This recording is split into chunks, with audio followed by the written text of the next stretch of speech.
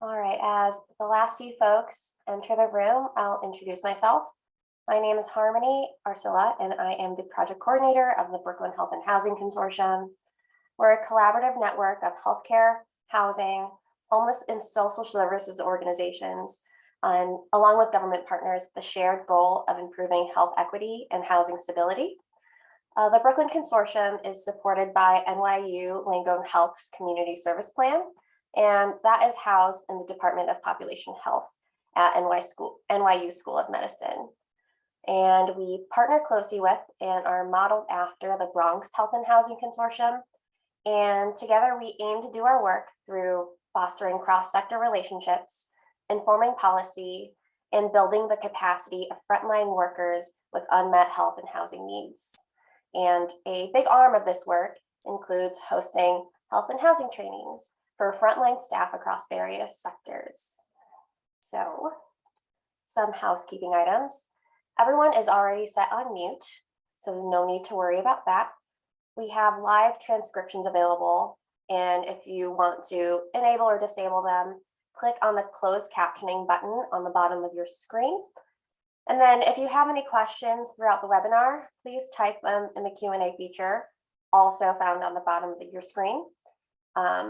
If you have any comments or any resources you'd like to share, use the chat box as well. And again, when you do so, make sure you send your messages to everyone. And then we'll try to answer some questions as we go, but we'll also have time at the end. And we'll be asking for anonymous feedback, both through Zoom polls, as well as an open evaluation survey near the end of the session. We would really, really love your feedback. It helps us continue and to inform our programming, especially as we think to the 2022 year. So let's introduce today's trainers. And I'll let Simone start her screen. But yeah, our trainers today are Simone Meyer and Miriam Kawaja. Simone is a senior staff attorney with NILAG's Legal Health Division. She represents low-income patients in housing court, immigration proceedings, and hearings to preserve public benefits. Before joining Legal Health, Simone worked as a staff attorney with a courthouse-based housing help program at the Legal Aid Society in the Bronx, focusing on preventing eviction of families in two very vulnerable zip codes. And then Miriam Kawaja is an immigration staff attorney at NILAG's Legal Health Unit. She staffs the immigration law clinic at Elmhurst Hospital. And prior to joining Legal Health, Miriam worked at the Council of Islamic American Relations in New York. She received her LLM from Harvard Law School. And I forgot to mention this. This training is a part of a 3-series training on addressing housing and income insecurity with a focus on immigrant and vulnerable populations. We'll send the link to the 2 trainings before this one in the chat box. The first one was on housing instability, and the second one was ways to maximize income. All right, thanks everyone. I'll pass it to Miriam and Simone. Hi. Oh, go ahead, Simone.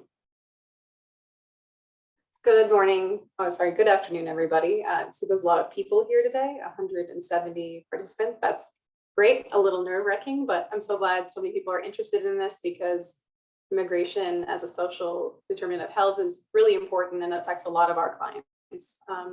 So I know that some people are on their phones, so we'll try to read what the slides say just to help out those who are not able to see them. And then we will also just go in a little more detail about what each slide is about. All right. So today we have basically 5 training objectives. I'm counting correctly, it is 5.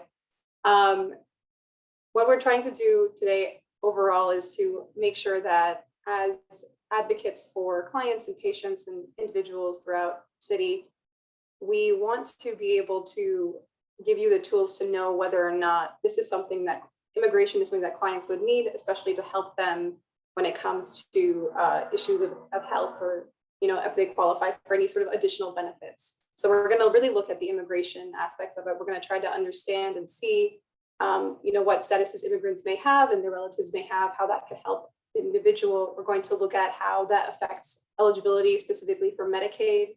We're going to talk a little bit about the current climate that patients are facing, the issues that they might have, the fears that they might want to address. We're also going to talk about some tools that you can use to help immigrant patients and their families. And all of this is really just to also help discuss or understand really when a legal referral for a client is appropriate when it comes to immigration. Right, so immigration status as a social determinant of health, right? It doesn't really seem intuitive to think like immigration would affect people's health so much. However, just anecdotally, I've had clients who come to me who were pregnant and just had refused to go to hospitals because they were undocumented. So they had no status and they were worried that getting any sort of benefits from the United States would affect, their status, would have them in, deportation or removal proceedings. And so the more you meet people in these situations, especially and you're on your end of it, the more you'll see that immigration really can open up a lot of doors for people, not just economically, but also medically. So citizenship status or immigration status does affect the eligibility of benefits, including Medicaid, the ability to have a job, applying for unemployment insurance, those sorts of things. And as we know, undocumented immigrants are less likely to look for assistance in healthcare or go to a doctor. As I'd mentioned, we've had clients who would come to us first, ask if they could go to a doctor, and then, we'd have to explain to them that, yes, it is okay to do so. And so because of that lack of immigration status, or because of, the fact that they don't know much about their immigration status, many people will also be deterred from seeking those benefits.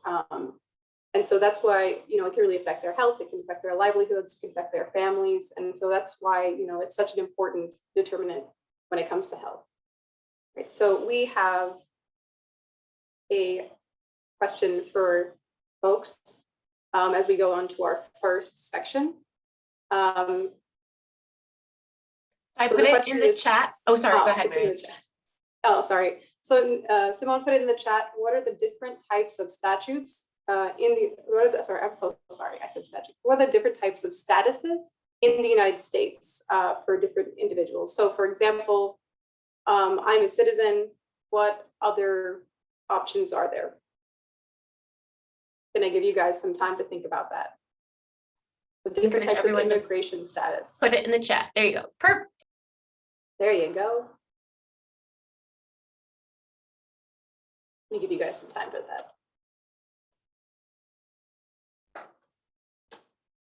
All right, so we're seeing some legal resident, like a green card holder. We're seeing people undocumented. We're seeing students, visitors, refugees, asylees. All right. Okay.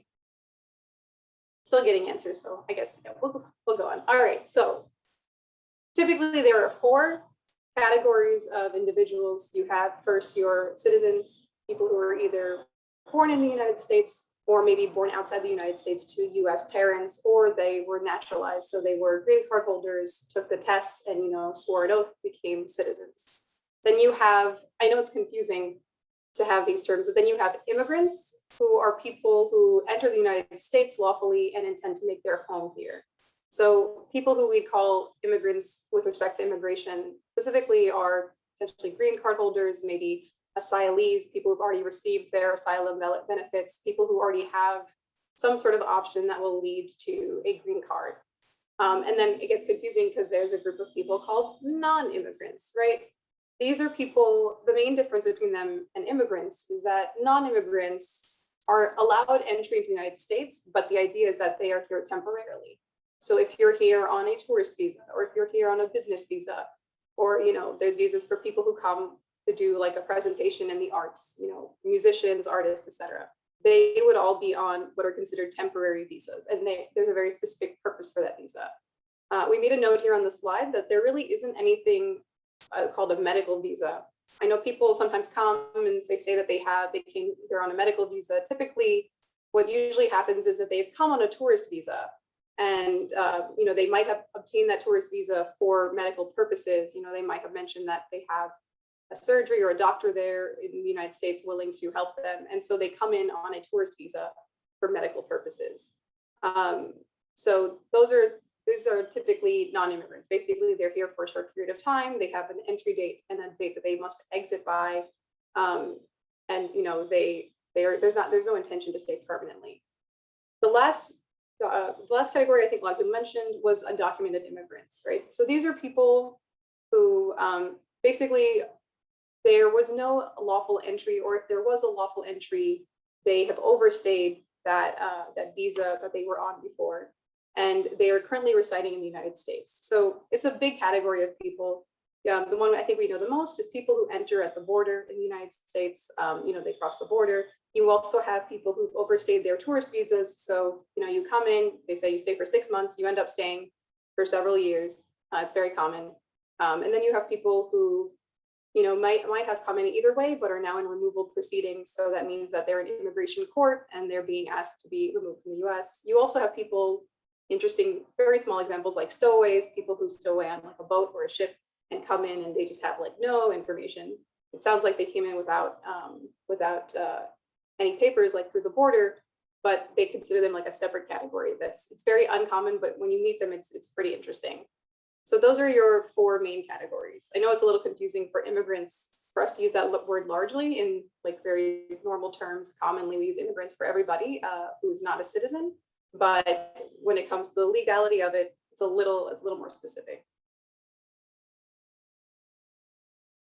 So next, so you know, there's again lots of people who are not that particular category of immigrants, so they aren't green card holders at this time, right? They're either non-immigrants or they're undocumented. And so the question becomes, what are the options for immigration relief? What types of benefits could they apply for through immigration that they could essentially stay in the United States and become permanent residents or have the intention to stay permanently?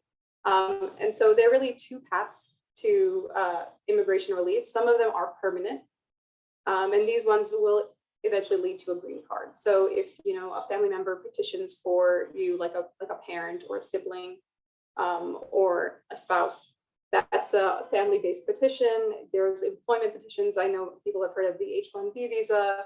That's something we don't really do. We don't do any business-related things, but just let you know that's a permanent pathway towards immigration relief. You'll eventually get a green card. Special immigrant juveniles, I will talk about this a lot because this is very, very near and dear to me. And then there's other humanitarian relief. So people who receive asylum status, people who are victims of serious crimes, U visas, we'll get into a little bit, people who are victims of trafficking and victims of domestic violence at the hands of a United States citizen. Those are from the VAWA, the Violence Against Women's Act. Just to be clear, it doesn't only apply to women, it can apply to anyone, but that's just the name of the act that's used. So these ones that I've just noted are all permanent. So if a client is able to, or a patient is able to receive one of these benefits, they can eventually become a green card holder, and then if they so choose, they could also become a citizen. So there's a sense of permanence with these ones. There are also several temporary paths available for immigration.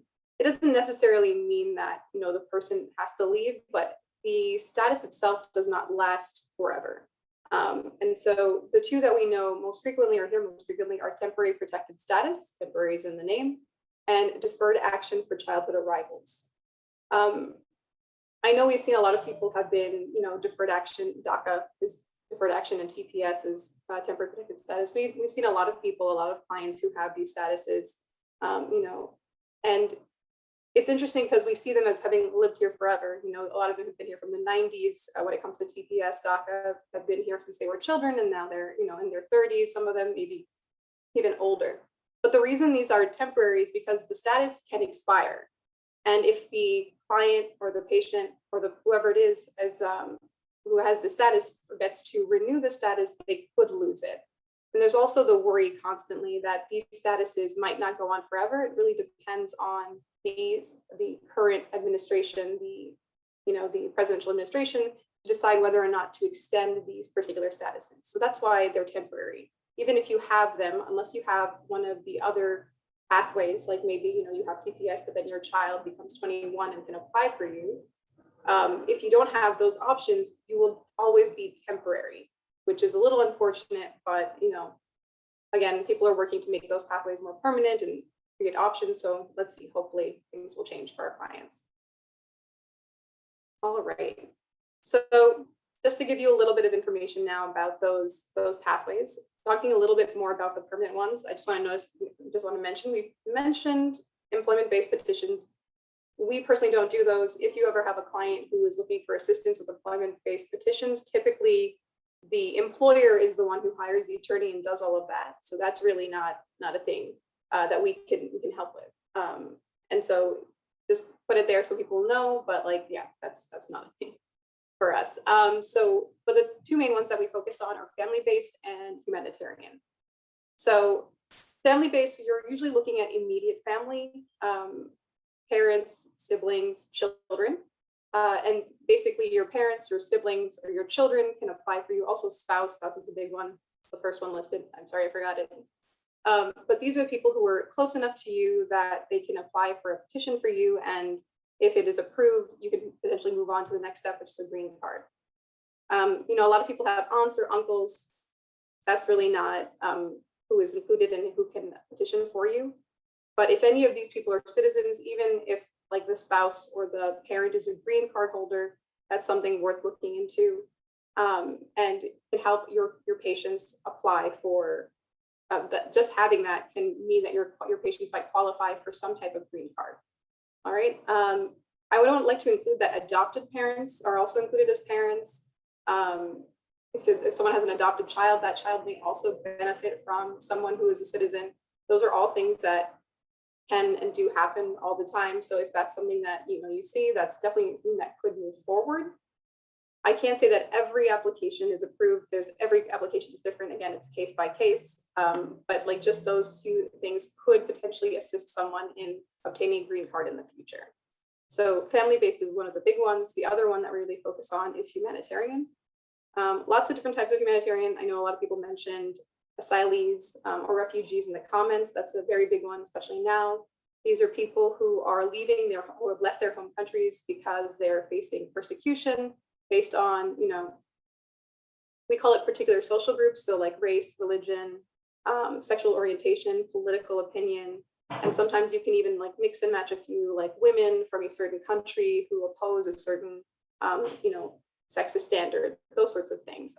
Another one that you might run into a lot in the medical field is victims of female genital mutilation. That's actually a really big asylum opportunity for people. It's very unfortunate that these women have to go through that, but it is something to think about when you have asylees. So those are the sorts of things that they face. They have faced persecution because of this in their home country, and they fear returning home. So that would be asylees. I think a lot of people we've seen recently do have pretty good asylum claims, and whenever those things pop up, just remember to oh, that sounds like an asylum. And again, you're getting the slides at the end, so no need to memorize anything. Second group in the humanitarian that we do actually quite frequently is U visas. So these are people who are victims of crimes within the United States. And because the crime is very serious, they go to the police, or the police come to them and they ask them to participate in, assisting the law enforcement. So example, it's a little hard for me to explain. I don't know why, because I do this so often. So there's substantial harm faced by the person because of what happened. And then they help the police or the district attorney's office in persecuting that particular claim. And so their assistance and the harm that they faced are really important in this situation. The crimes themselves are particularly violent. They have to be of a high level, but it doesn't mean that they are only violent. A lot of times fraud, especially when it leads to a loss of your identity, for example, and you lose a lot of money. Those sorts of fraudulent cases also qualify for U visas. A big one that recently happened that was quite interesting was that U visas became available for individuals who were fraudulently, or they had an attorney who fraudulently filed immigration claims for them, and a lot of them ended up in removal actually because they really didn't have claims. And so when this was persecuted, people were told that they could actually apply for a U visa on the basis of what had happened to them with this particular attorney. So again, like fraud is also an option here, even if it's not a violent crime. The last one here, we don't see this as often, but it's still very important. These are victims of trafficking. They're called T visas. And so basically, T for trafficking, basically a person was either brought here against their will, or even if they came, with their own will, they were forced to work really hard hours, for a really long time. They might be kept enclosed in a space where they can't leave. They might be, sort of threatened with deportation. One of the trafficking visas that we see a lot that is kind of hard to prove, but happens pretty frequently, is individuals who come and work on farms. And while they're working on these farms, they're receiving very small wages, so like 5 cents a day. I really apologize for the ambulance in the background. It's living in New York. So yeah, they were receiving 5 cents a day, and when they tried to talk back, and request better pay, they were, threatened with deportation. Many of them were very ill, and they would faint while they were working. That's one type of trafficking. There's also obviously sex trafficking that you hear about a lot. You don't have to meet a particular type. You don't have to be an agriculturally trafficked situation, or you don't have to be someone who's been sex trafficked. But if you meet those other sort of concepts of trafficking, which is like being confined to a place, being made to work long hours, being threatened with deportation, any sort of combination of those that makes it look like a trafficking situation, the client might still qualify, or the patient might still qualify for a trafficking visa. We still have more humanitarian based. There's 2 more. So VAWA is, again, the Violence Against Women's Act. It's an act that basically says that victims of domestic violence by a United States citizen spouse or parent, or an LPR, which is a green card holding spouse or parent, could potentially find an option to become a green card holder if they file a VAWA self-petition. So, someone marries a person in the United States, they fall in love, they get married, and then, there's domestic violence in the situation where the undocumented person is a victim of serious violence. So it could be emotional, financial, physical, a combination of all of those. And, it's hard for them to leave their partner, and there's also maybe potentially a fear of deportation. So again, it doesn't have to be everything, it could just be a combination of those things. That person could potentially file for a VAWA self-petition. And again, yeah, if you feel like those are sort of the factors that any of your patients or members are going through, then that would be something you might want to refer to immigration. And again, with a lot of these, especially with the humanitarian, I just want to make a mention that we also refer our clients to therapy. We always urge them in these situations that therapy is important, because these will be very long processes, and we'll have to ask them a lot of very difficult questions about their lives. So, I mean, if you have a client who's going through this and you do want to refer them, I always just like to point out that, please also refer them to a therapist, or maybe if they can't afford private therapy, Health and Hospitals has great services for that. And they've been really, really helpful with that.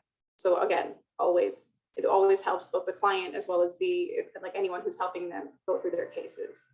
The last group in the humanitarian relief I want to talk about is special immigrant juvenile status. We call them SIJ. It says SIJs, we usually just say SIJ. These are children who have been abused, abandoned, or neglected by one or both parents. So when you have someone who might be SIJ, you're looking for a child who maybe lives with one of their parents, or maybe they live with an aunt or uncle.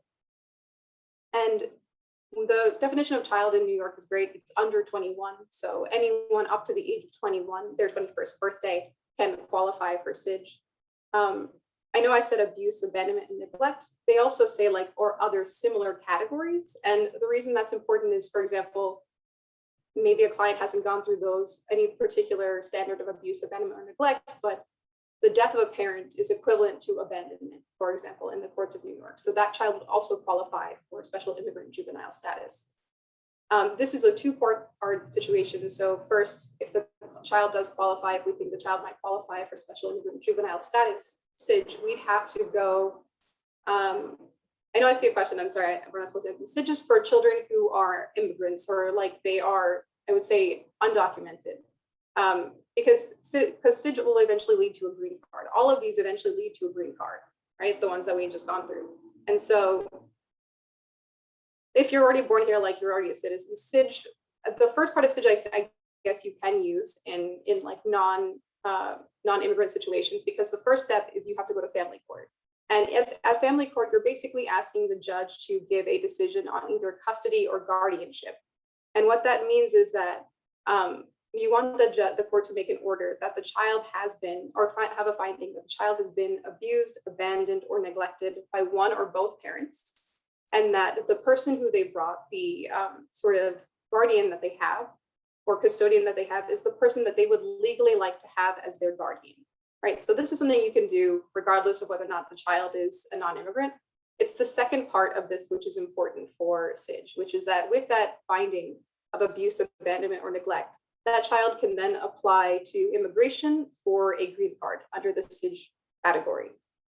And so this one is really important to me personally, because we get a lot of children who had just turned 22, and because they had basically aged out of some sort of health insurance like CHIP, they were referred to us. And it's really unfortunate because, you know, if they were referred to us like earlier, we would be able to provide them with, even if they were referred to us. I've had a client who came 2 weeks before her 21st birthday, and we were able to get her a green card, like go through the entire process for her. So even that much time can really help these clients. And so like, this is very near and dear to me because, you know, it really does change a lot of kids' lives. All right, so I'm gonna move on to a case study next. I'm gonna read it for those who are on their phones. So the case study is of George or Jorge. I'm gonna go with Jorge. So Jorge crossed the border into the United States from Mexico 5 years ago. He has no entry papers and has never been stopped by immigration. He is working in a deli in New York City. He came to the emergency room because he had a severe back pain, and his care coordinators believe he would benefit from obtaining immigration status, especially for insurance reasons. Okay, so the question is, what could George's immigration options be? You'll see a little poll has popped up. So could he apply through a family member? Does he qualify for asylum? Could he be a DACA recipient, or do we need more information?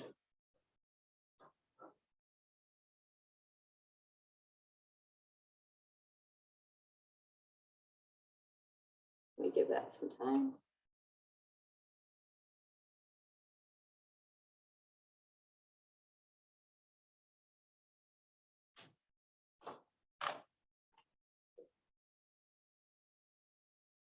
Oh, I can't answer the poll, just learn. You All know right, the so- answer, Miriam. It's not fair. Oh my God. All right, perfect. So yes, 81% said we need information, more information. And that's going to be the answer almost every time. Every case is different. We'll always say, you know, 3 things we'll say is we need more information. It depends. And, you know, it's different on a case by case basis.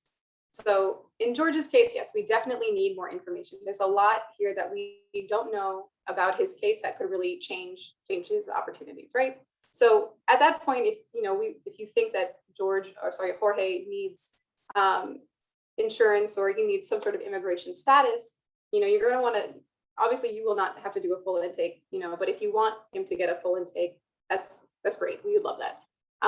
And so the sort of things that we'd look at when let's say you refer Jorge to us, we're going to be asking, you know, what's his age, what's his family history, what are his number of entries in the United States, how many times did he come in and go out, when did that happen, why did he come to the US, is he returning to his home country of Mexico, has he been a victim of crime, has he ever been arrested for anything, has he ever been in removal, all sorts of questions we're going to ask him, you know, about his, even like, you know, children, wife, anything. So all of those answers will help build a portfolio or like an idea of Jorge's immigration situation, and then how we can assist him moving forward, right? So some options that, you know, some examples of what that information would look like is, you know, if Jorge comes to us, oh, you can go to the next slide. So some examples we have here is, you know, Jorge tells us, I'm engaged to a citizen, right?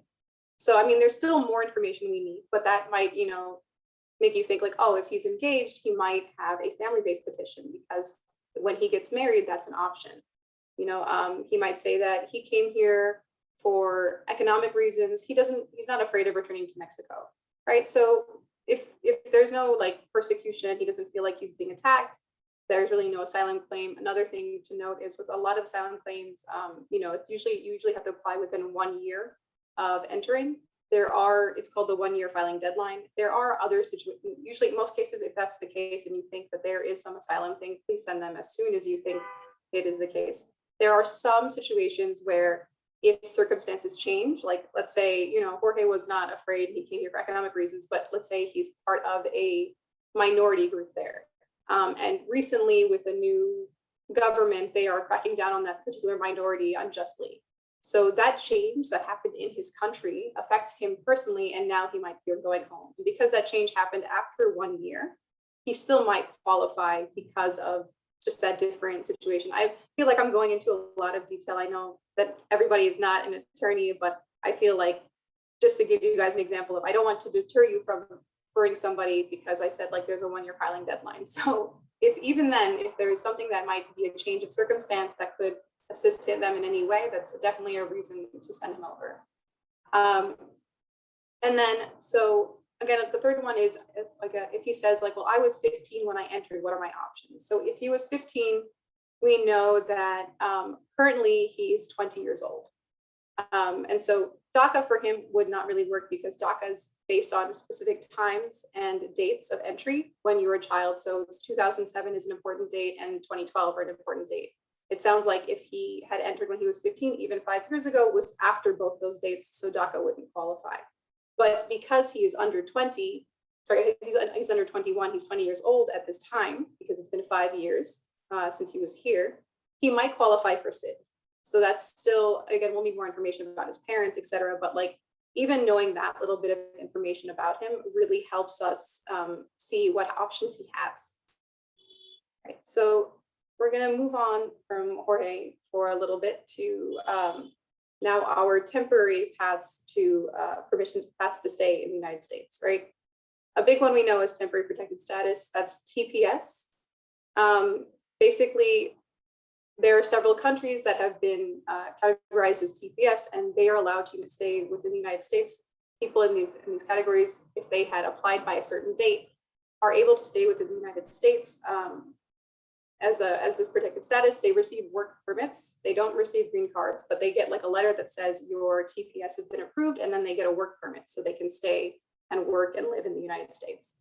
The ones we have listed here are Burma, El Salvador, Honduras, Nicaragua, Nepal, Sudan, Haiti, Somalia, South Sudan, Syria, Venezuela, and Yemen. I don't believe I missed any. Okay, I think just again, Haiti, if I missed that one. Typically in these cases, many people have already had to be here to apply for them. There are only a few that are currently open for new applications, right? So if you were here at the right time when these first opened, then you could apply for TPS, and you'd have to renew it when the renewal period's open. That's usually made public by USCIS. And some of them currently are being just auto extended at this time. One of the newer ones is TPS. So because of the situation one of the new ones is Haiti. Because of the current situation in Haiti, the political turmoil as well as the environmental damage, they have designation that's open until February 3rd, 2023. So if you have a Haitian patient, community member who does not have any status, they have until February 3rd to apply for this new TPS. So now new people can join Haitian TPS. Somalia as well has until March 17th, 2023. So again, you have a client who does not have status, who's from Sudan and comes to see you, then you are welcome to refer them for TPS before March 17th, 2023. So I'm sorry. I apologize. I read that was an extension. It's just Haiti. I apologize. Just Haiti is open for February 3rd, 2023. If for whatever reason, someone's is expired right now, let's say they forgot to renew it the last time, and so they're not auto extended, you can also send them to us and we can at least refer and see whether or not they can still apply for TPS. We've had clients who missed the deadline. For example, for Honduras is the one that I have in particular. He had missed the last deadline before the auto extension. And he still qualified for TPS because of other various factors in his case. And that is possible for a lot of people. So even if their TPS expired before their final extension date, I know it's a little confusing, you're still welcome to refer them to us. Those dates are also available on the USCIS website. I know we haven't put them here. This is just, sometimes you'll see someone, they might have an expired work permit. And what it says when it's auto extended, so automatically extended means their permit might say it's valid until 2020, but it is actually valid until 2022 in the case of like Sudan, South Sudan, or in Syria as well. And so sometimes people have issues with that because they'll say like, oh, this is an expired work permit, but it actually is auto extended at that time. So they really don't need to apply for a new work permit and they won't actually get one. It just automatically extends. Okay. Into a little detail about it. Okay. Next is DACA. So I mentioned earlier about Jorge that he wouldn't qualify for DACA even though he was a minor at the time because there are two really important dates in DACA situations. The first is the executive order was in 2012. And so you had to be in the United States at the time of the order, the executive order. The second thing is the date of June 15, 2007. So you had to have resided in the United States before this date, and you have to have been under the age of 16 before this date. So usually what we're saying is like a client comes in, maybe he'll come in June 1st, 2007. He was 15 at the time. He stayed in the United States up until 2012 and even later because you still have to be here for DACA. He qualifies, even if he had left in the middle but still came back in 2012, he still qualifies for DACA. Again, like Jorge was the example where he had come in about 5 years ago. So that's about 2016, 2017. So he really didn't meet these other criteria for DACA. So that's why, for example, he wouldn't qualify. And I think a lot of people know DACA has been going through a lot in the media, as well as like generally in the administration. And under the last administration, the DACA program in 2017 was rescinded. So they were saying, we're not continuing DACA for new people. We're not continuing DACA for renewal purposes. There was a brief moment, and even now they still continue DACA renewals. So if you had applied for DACA prior to 2017, that's the first one, then they're allowed to stay, they're allowed to renew their DACA applications and continue to have that status. Again, DACA, like TPS, you get a piece of paper, it says you qualify for DACA, and then you get a work permit that you have to renew every 1 to 2 years, depending on what the administration is saying or doing. So renewals can still happen. There was a brief period in 2020, June 2020, where the courts decided that even initial applications, so brand new people who qualified for DACA but did not apply on time, could also put in their applications and receive DACA now. So a bunch of people got their applications in, but by July 2021, a judge in Texas basically ruled that these particular applications are unlawful and litigation is ongoing. So people who potentially qualify for DACA initially, like they didn't apply at the right time, or their card is expired for over a year, those are also considered initial applications. Their applications are basically sitting at immigration, sort of gathering dust at this point. They're really waiting for the courts to decide what to do on those cases. And so you can still apply if you have an initial DACA applicant. You can still have them, get all their information, all the proof that they need to show that they qualify for DACA and submit that application. But there's no guarantee at this point that those initial applications will be approved. So they're really it's just hoping and waiting that, something good comes out of that and they'll be able to do that. Again, I think most organizations, ours as well, are still taking new initial DACA applicants just to get them in the door, and the chances that, like, if it does open up, they will qualify for DACA again. But if someone is a renewal, that's still going on. Renewals have not stopped. Those are just ongoing. Please make sure that people who come to you renew within a year of their DACA expiring or their work permit expiring. That is because if they go over a year, they will have to file these initial applications, and these initial applications are currently not moving at all, not even for people who are technically renewing.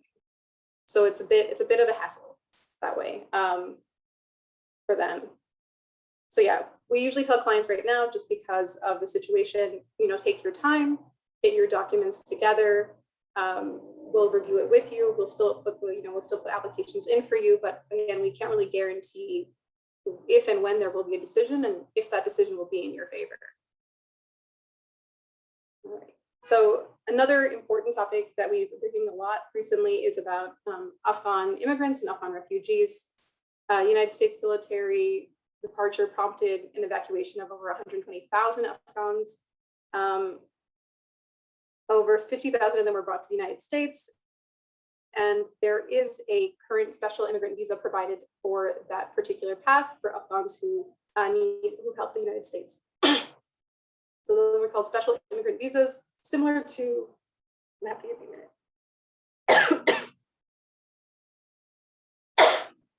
I'm so sorry, I've been talking. But they're similar If to. you want to take a second to take a drink of water, Miriam, you've been talking for 42 minutes straight. So a couple of questions that have come up that we're going to address at the end are about very specific countries. And so, as we've said in the answers, frequently you really have to speak with an attorney about that very specific country. Cuba is one of them, and Afghanistan is this one right now. We wish that immigration law was a little bit more like, and the lights go off, hold on.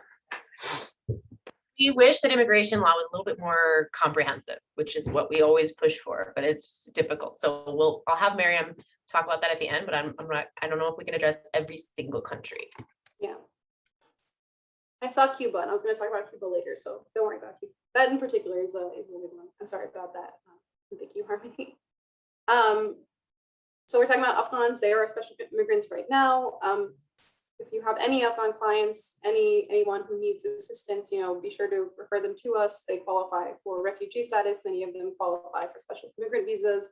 Many of them may even came on refugee status already and just need help with their application moving forward, potentially to become a green card, right? Because you're an asylee for about a year, and then you have to apply for a green card. So it's a long process, but like there's lots to do there.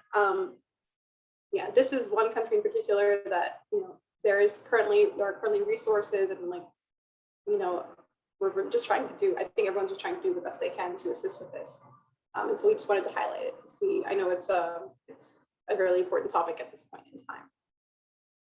Right. So now that we've covered some of those statuses, I know there's a lot more. I know people want to go into that. We're going to talk about immigrants and their access to health benefits, to public benefits. I'm sorry.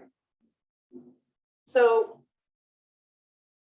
just because someone is a citizen doesn't mean that they are the only people who can receive benefits. Same thing for green card holders. There are actually lots of different types of benefits available to varying groups of immigrants, non-immigrants, and undocumented people. And we just have to go through that to give you, like I'm sure many of you know, but we'll just go through it again to give you a little idea of what's going on. The first really difficult topic, I think many of you might have heard, is public charge. This has been a really on again, off again issue. So public charge is basically a rule where certain immigrants receive, or certain non-immigrants receive public benefits. They can be barred from receiving an immigration benefit. And that's the basic gist of it. So in 2019, it's been around since the Clinton era, so the 90s. No one's really pushed on it. There hasn't been a lot of action when it comes to public charge. We haven't really seen clients face any issues because of public charge in the past. But in 2019, when the Trump administration came in, they decided to make changes to the public charge rule. They wanted to expand what public charge included, so what type of benefits it included, and what type of immigrants would be disqualified if they had ever received a benefit, that they would be disqualified for immigration purposes because of public charge. This was struck down in May 2021. And so just to give you an example, what they had tried to argue was that if any of these immigrants receive like federal Medicaid, food stamps, Section 8, they might be disqualified from receiving immigration status because of public charge. Another thing that we noticed that was a big change was that they wanted to include if children, so United States children in the household, were receiving these public benefits at any time, that it would affect maybe their parents' application, they're obviously their own application, but their parents' application. So not even you yourself as the person, you did not receive any benefits, but you're a US child who's entitled to those benefits. Them receiving those could actually affect your opportunities to remain in the United States. So obviously this was a very dangerous situation for a lot of people, and thankfully it wasn't validated. So the current test for public charge, thank you. The current test for public charge is, who is a public charge individual? It's an individual who is determined likely to become public charge, is based on a series of various aspects of them. So before it was not just the reception of receiving those benefits, but also what started becoming more common under the Trump administration was, do we believe that this person is likely to receive public benefits in the future? And so there were a lot of factors that they included, such as, what's a person's age. So children and elderly people, that was considered a negative factor for public charge. And, if you're likely to receive public charge, they could deny you a family-based petition, which is a little silly considering, children can't do much. Other things included like whether or not they had a job, whether or not they had ever received other benefits in the past. Those sorts of things were being used in the public charge test. But really right now it's very much limited to federal benefits that are so it's limited to 2 categories. So federal benefits used for institutionalization for long-term care. So long-term health care through federal Medicaid. I would say hospice or nursing homes is a good example of that. For cash assistance, this would be state-based cash assistance, federal cash assistance. So TED, Social Security. Some types of state and local assistance might be affected as well, especially if that is provided by the federal government. That could also affect someone's public charge. So those are just the limits of what kind of benefits are considered public charge now, and it's not too much, and it really doesn't come into a lot of cases really. All right, so who is subject to public charge? So this is a good question because you're thinking people who come here as asylees or victims of trafficking, they don't have anything, especially humanitarian-based visas, women or victims of domestic violence. If you're going to stop them from receiving important benefits, it can be a problem. So public charge really only applies to family-based applications. So when you're sponsoring a family member or the diversity lottery, those are the only people really, if we're being particular like that, are really affected by public charge. Right. The other group that we see is individuals seeking to enter the United States from abroad with a visitor's visa or other non-immigrant visas, and individuals applying for visa extensions or change of status. The reason these 2 are public charge is, I think, general American fear or the government's fear that people will overstay their welcome. It's not great. It's not really nice, I would say, but it's something that they do take into account when people are applying for these visas. You'll notice that it does not apply to a lot of different types of immigrants. So green card holders, asylees, refugees, like I've mentioned, U visas, SIJ, TPS, it doesn't apply to any of them. So public charge is not something that these categories need to worry about at all. One other benefit that I'd just like to mention really quickly, because it comes up more than I thought it would in my practice, is WIC. So that's women, infant, and children. WIC is, I think, not public charge at all under any circumstances. So please don't, if you have a client who's struggling because they're pregnant, WIC should be okay. Please don't let that, get in the way of their receiving benefits. And again, if family members receiving benefits, please remember, let's say I'm undocumented, I have a child who's receiving SNAP, who is a citizen, that will also not affect any future applications that I apply for, because that is the child receiving those benefits. So that again is fine. If you're living in a mixed household and those people are receiving those benefits, a mixed immigration status household, it's totally okay. I'm just gonna give you a time check. We're at 1:51, so we have 10 minutes. I'm so sorry, everybody. No, I had a lot of time. So I was like, oh, let me take my time and talk about the things that are important. Okay. So I did this really briefly. The other one, what benefits are included, not included. So included again is long-term care and facilities. So institutionalization, hospice, those sorts of things. Not included is Medicaid, unless it's federal Medicaid. So state-based Medicaid is okay. state-funded Medicaid is fine. We will talk about PRUCOL. I know that's very important to a lot of people. Charity care, ADAP, really great. People should keep getting added ADAP, Medicare, and short-term rehabilitation. Again, everything for COVID is free for everybody, and that should not affect public charge. So just things to remind clients of when they're afraid of seeking assistance. Healthcare benefits are generally safe to continue under the current rule. Patients with questions should be referred for legal advice. We're happy to give them any advice that we can, and patients should not unenroll from benefits or disenroll from benefits without consulting an immigration specialist first. All right. Now, healthcare options for immigrants. Okay, this is important. I don't know how much time we have for this, but it's very important. So we're going to be talking about state-based Medicaid because that is a plan that is important for immigrants of all statuses. And one of the things, you'll see you have US citizens qualify for Medicaid, LPRs and green card holders qualify for Medicaid. Then there's two categories we want to go into in more depth. That's qualified aliens and individuals permanently residing under the color of law. We call them PRUCOL. All right. There's also a little bit of information about different types of plans, essential plans, eligibility is at 200% of the federal poverty line, and the New York City CARES also guarantees people assistance regardless of their immigration status. So that's also an option if people need at least some status, some medical assistance. Typically, I want to talk about really quickly about emergency Medicaid.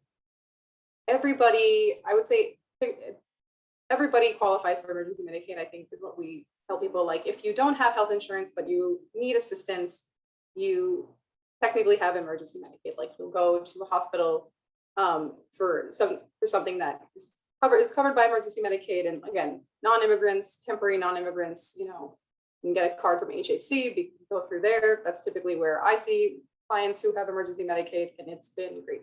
They at least get their routine care, and that's really important. Same thing goes for anyone who's visiting as well. They all qualify for emergency Medicaid. Now, the thing we really wanted to talk about is PRUCOL. That's the people residing, persons residing under the color of law, permanently residing under the color of law. This is not an immigration status. I know that some people might mentioned it in the immigration categories, but this is not an immigration status. This is just this is a healthcare benefit for certain types of people.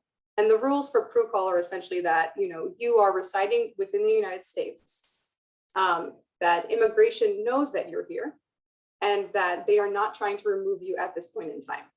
So this could be anyone with like a pending application. So we don't know the answer. We don't know if you're going to be approved at this point in time, but right now they know you're here. They're not trying to remove you. There's no removal order. There's no order to go to court or anything like that. And you have a pending app, like basically they know you're here and that you have that, they're not trying to remove you. So those are the two most important things for PRUCOL. You can be, we use deferred action, which is a request for, immigration to please, not try to remove this person who needs assistance. And then we could use that particular letter that they send us to get what PRUCOL for someone who needs medical assistance. So even in that case, it's not really an application to immigration. It's not really an immigration status, but it's a request for deferred action on behalf of somebody. Those are also PRUCOL. So here we have, I'm just going to read the slide for those who don't see it. You're eligible for, I'm sorry, I'm just going to finish that really quick. You're eligible for state Medicaid or safety net assistance in New York, or your PRUCOL if one, immigration agency knows that knows the patient is in the US. 2, the immigration agency is not trying to deport the patient. And 3, by definition, the patient is then residing permanently in the United States under the color of law, right? So as long as there's no removal, you're technically allowed to stay forever. So again, applications can be filed, and yes, we can do this for medical deferred action as well, which is not really an application, but like a request to immigration. And you don't really get a status from it. They just sort of agree to let you stay. I'm sorry, I'm rushing a bit now. Oh, so, okay. So we have a case study for Edgar. People who do not have your computers open. Edgar suffers from an aggressive form of adult leukemia. He is being treated at a public hospital, and the physicians have exhausted all treatment options available and state that he must have a bone marrow transplant. Bone marrow transplants are not covered by Medicaid. Transplants generally are not covered by Medicaid. His US citizen wife has filed a relative petition and Edgar has applied for adjustment of status, but the application is pending. The question is, what would we need from Edgar to establish protocol and make him eligible for a transplant? So you can choose more than one option: a receipt from immigration that his application was received, an approval notice for the application his wife filed, and only a citizen or green card holder can get a transplant. So take your time. No, we don't have much. Sorry.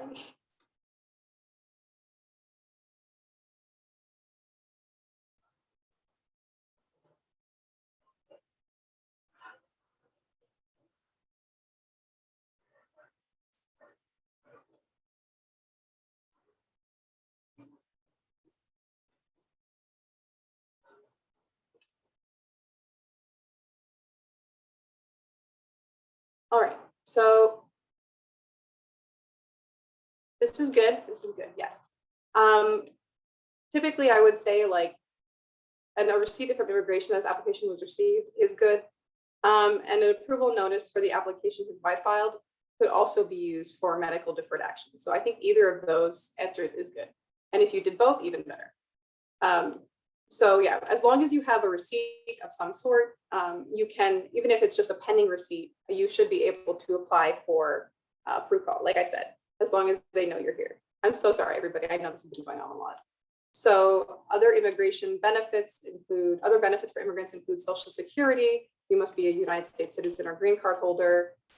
Temporary cash assistance. This is for some types of people, undocumented immigrants or non-immigrant visa holders. Food stamps or SNAP is for not for undocumented immigrants, but most non-immigrant visa holders can qualify, and some other groups as well, including, for example, asylees and refugees.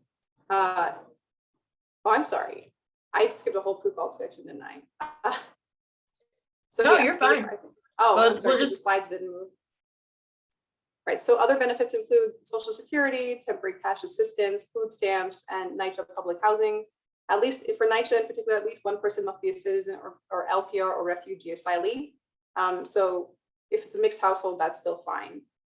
I don't know if we want to keep going or if we just want to have people ask questions, because like, it's a lot. It's like, yeah, we are like almost out of time. Yeah, so we can just like wrap it up, and I'll tell you, Miriam, what most of the questions were, because you did an excellent job of watching it and an excellent job. I was trying not to. It. I know, but I saw you look at it. We got 50 questions, so I'm gonna do the highlights of them. We're not gonna, a lot of them were the same. These slides are just about the current climate and us. We just want you to know that these will be emailed out to you as well as the recording. But they're this. Oh, so I was just going to say, like, this information is on the slides is pretty good. It's stuff that, you know, you can let your clients know. But again, if you refer them to us, we'll also give them a lot of this information as well, just to keep them. This is more like safety information for them, like knowing their rights and enforcement in public spaces, etc. Right. So they have the same rights: right to remain silent, right to an attorney. Just because they came here unlawfully or whatever reason they came here, they're the same as you and me. And you know, they can refuse to speak with ICE officers. And again, this will be sent out. We can do a whole training on know your rights if you want, Miriam. We could do that next year. But they should always carry ID, even if it's temporary ID, just in case they're stopped. And they should designate it as standby if they are in removal, which we can help with. Be cautious always about, you know, trying not to jump turnstiles is what we always tell. I always tell my elderly clients, don't jump a turnstile. So these are the flags to look out for. And Miriam, let me tell you a couple of the questions that I saw the most. Is that okay? Sure, yeah. Okay, great. So I think the biggest question that I saw was about family-based petitions for like there's citizen children in the house and a parent who's undocumented. So I explained a little bit that it's about the manner of entry and what age. So if you want to expand on that. Yeah, so if it's, what I understood, it's an undocumented parent with a citizen child, right? Yeah, so it depends. Yeah. Okay. So, I mean, yeah, two factors. The first thing is the child can't apply for you until they're 21 years old. So you have to wait till the child is 21 before they can file a petition for you. The other thing that's important is, you're undocumented at this point if you've overstayed a tourist visa or if you came over the border. If you do not have a visa previously, like an entry stamp, it's a little more complicated. Still refer those people because there could be factors in their case that, would allow them to still become green card holders through their children. So that's still important to do. I mean, I don't want to go into it, but you have to get a waiver. There's issues with permanent bar. It's a lot of legalese, but as long as they have a child, even if they came in without inspection through the border, please just send them over. Yeah.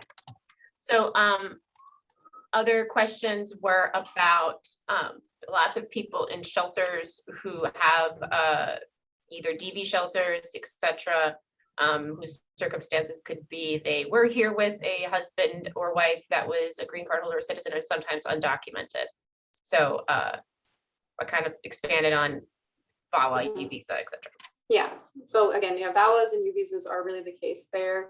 Again, if you have a U.S. citizen spouse or green card holding spouse, and even if you haven't applied at all, there's nothing done for you, but you are married to this person and there was domestic violence, VAWA is potentially an option if, for whatever reason, it might not reach the level of VAWA. Let's say that the spouse is not a citizen or green card holder, a U visa might be an option there. So, and the biggest, sorry, go ahead. I saw the biggest takeaway with public charge was, again, people just want to be clear. U.S. citizen children getting benefits. Not a problem. Right. Children getting benefits, spouse getting benefits, do not worry. As long as you personally or the client personally is not getting benefits, they're good. Right, and I've also put the slide up that we will send out with the ways to refer cases. That's been maybe the #1 question. So Miriam, maybe you can talk a little bit about how immigration referrals work at Action NYC. That is your program. Sure. So referrals work 2 ways. If you're an HHC hospital, I believe it's Lincoln, Gouverneur, or Elmhurst. You can refer through, internally, I believe, with the social work department, and we'll get those referrals from the hospital directly. If your patients are not, if your clients or patients are not in the hospital system, the HHC hospital system, then they can call 311. I think that's the most, and just say Action NYC, and they can be referred to one of the dozens of attorneys who work in the Action NYC program throughout the city.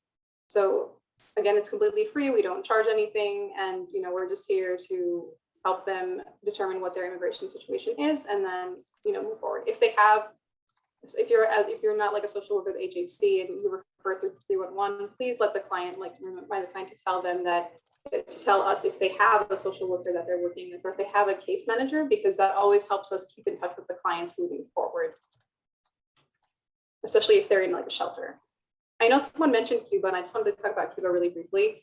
Cubans qualify for the Cuban Adjustment Act potentially. So if you ever do have a Cuban client, even if they came in across the border, so that's EWI entry without inspection, refer them. Cubans have they have a whole different thing. So yes, that's another option to become a green card holder is Cuban adjustment. Yeah. So there's a question in the chat that I just want to make sure I understand. I think it's about Edgar. Oh, yes. We had different options for Edgar, right? So we hoped that Edgar would become Prucall possibly through his spouse applying for him, gets an application, and then is Prucall. Then permanent residency is a whole separate matter. And applying for SSI as a whole is SSI specifically is when you're a citizen. Sure. So Edgar's situation is that he urgently needs a bone marrow transplant. So that's the first thing there. And right now his application is pending. So he's not going to know what happens to his case. He doesn't know if they're going to approve it or reject it at this point in time. And let's say, they're we need to get this transplant within the next week. So he's likely not going to get a response in the next week. But because he does have that approval through his wife, or even if it was pending and it wasn't approved yet, I think if it wasn't approved, he can still try to qualify. But if it is approved, the first portion of the application that they said that her petition is approved and they're still waiting for their interview portion, he can take that to the hospital or to whoever puts gets people health care. We use Single Stop or the hospital, and he will qualify for PRUCAL with that particular, he will qualify for state-based assistance with that particular thing. He's considered PRUCAL in this case. He is permanently residing under the color of law because immigration knows that he's here. They're not trying to deport him. And, as far as they know, because they're not trying to deport him, he's essentially permanently residing here. So he is considered the PRUCAL group. Again, it's not an immigration benefit. It's sort of like a category that we use to say that he qualifies for some health benefits. There was a great question that corresponds a lot to what we do, Mariam, which is if someone comes here and overstays a visa and becomes terminally ill, is there some sort of status change? Yes. Okay. So we can see this a lot. We work with the hospitals, so it's one of the most frequent sort of health immigration issues that we see is that someone doesn't have any status at this time. I think, it's important to remember as well that first we're going to see if they qualify for anything. Maybe they're like Edgar and they actually have a spouse who can apply for them. That might be a safer bet. But if there really are no applications that can be filed, and this is an urgent transplant, we can do what's called deferred action. We would do it for a medical request. So we sometimes call it medical deferred action. And in that we would, state that the client, we'd have to let immigration know then, right? Because immigration has to know that the client is here, the patient is here. So we'd let them know, hi, we have this person, they've been here since XY date. They have this disease. They can't return to their home country because of the disease, they can't, travel. They're receiving care here. Their home country might not have the type of care that they need, or they have family here that they don't have in the home country. We just list all the reasons why this person should be allowed to stay. And know very clearly the medical condition. We get information from the doctor. Of course, we'll need a letter from the doctor to be very clear about the medical situation. And then we make a deferred action request. So this is not an application. There's no form you have to fill, which makes it a little confusing. But once you make that deferred action request, they are supposed to send you a letter back. And so immigration sends you a letter saying that we acknowledge that this patient is here in the United States and we are reviewing their request for deferred action. So that letter essentially does what we need for PRUCAL, which says that immigration knows that this person is here. They are not trying to deport them at this time. And because of those two factors, they are therefore residing permanently in the United States. Once you get that letter, you should be able to apply for some type of state-based Medicaid for that patient that makes them qualify for a transplant. So that's a little bit more information, but yes, it's possible. It's just hard. Perfect. There's an evaluation. I'll keep asking questions talking about questions that were most active. I just want to plug the public benefits training we did 2 weeks ago, which is put in the chat. I'm sure will be sent out again because it answers the questions about SNAP eligibility. Yes. People were asking, when is somebody SNAP eligible? So Miriam, I know that's a big question. I would say, please refer to the benefits section. I'm not particularly an expert in that. My field is almost entirely immigration. And then occasionally when it comes to benefits, I'll be like, hey, Simone, can you help my client here? So that should be in the previous training. Yes, and SNAP, y'all, so is federal, right? And it's in New York State, you get a lot more for being in a certain documentation status. Federally speaking, you have to have a very specific type of status. So for SNAP, you cannot receive it until you've been holding on to your green card for 5 years, which sounds crazy, but that is the law. But again, I'm going to say this again because Miriam and I have been saying this for 4 years. If your USC children have SNAP, that's a totally different story, and it will not affect your status. And if you have a green card, public charge is never, ever, ever, ever going to affect your status. Because the next step for you is getting citizenship. I know there was a comment in and I'm not supposed to read the question, but someone mentioned Jamaica when I was talking about Cuba. And this is one of the saddest things. I always wish that Jamaica did have some sort of benefit that they qualify for, because we have a lot of clients from there who really do need assistance. But unfortunately, there's no particular status, even temporary, for specific based on someone being from Jamaica. So unfortunately, that does not exist. But I will say that, Miriam, I don't know if you've had a lot of success, but I've had a lot of success getting Pru-Call Medicaid for people who came in the 80s from Jamaica. And because I think it was 75 to 85, because there was like a very small window of Reagan, I think, assigned asylum or it's not called asylum, it was called amnesty. Amnesty, yeah. And we have gotten people for transplants because we did a free, and this was another question. The person didn't have their records anymore. They didn't know what happened in the case. We met them in the hospital. This happens all the time. They need to be a transplant or be discharged. We order their records from immigration, and it comes back with whatever happened to them in the 80s. It could be that they got amnesty, which makes them Pru-Call, which means they can get Medicaid, get out of the hospital, get that transplant. So just, I want to clarify, because I also said amnesty. It's my bad.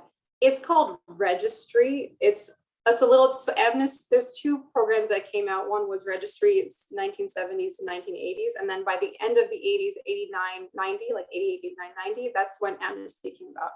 Merely having been for some people, even having been in the United States from 75 to 80, and like just proving that you were present, even if you can't prove that you came in lawfully, can be used to receive health benefits. And it's like a whole other system specifically for people with registry. So yeah, if your client has been here since the 70s, 80s, it's possible that they qualify almost automatically as long as they can prove that they were here in some way, shape, or form.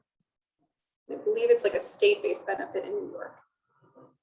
So there should be no problems there. And that was most of the questions. Many of them, and I think it was just excellent, Miriam. Thank you so much. I apologize. I don't know why I thought I had like 30 minutes more. No, I didn't go into all the things that I want to tell everybody. Oh my gosh, no need to apologize. I think you covered the material very thoughtfully, and I appreciate the pacing on it. I don't think it would have been as fruitful if we went at a very rapid pace. And considering that you both have answered more than 65 questions during the session, it definitely seems like a topic that is important to all of us here. And I love the idea of having a part 2 training of this topic. But yeah, I think unless you both have any final comments, I think we are about ready to end the session. We know that's 2:15 and want to respect people's time. Thank you for attending this event. If you have any questions, please feel free to email me. And we'll send follow-up materials as well as the recording for this session, hopefully by the end of the week. Again, thank you both, Simone and Miriam. This was phenomenal and really helpful.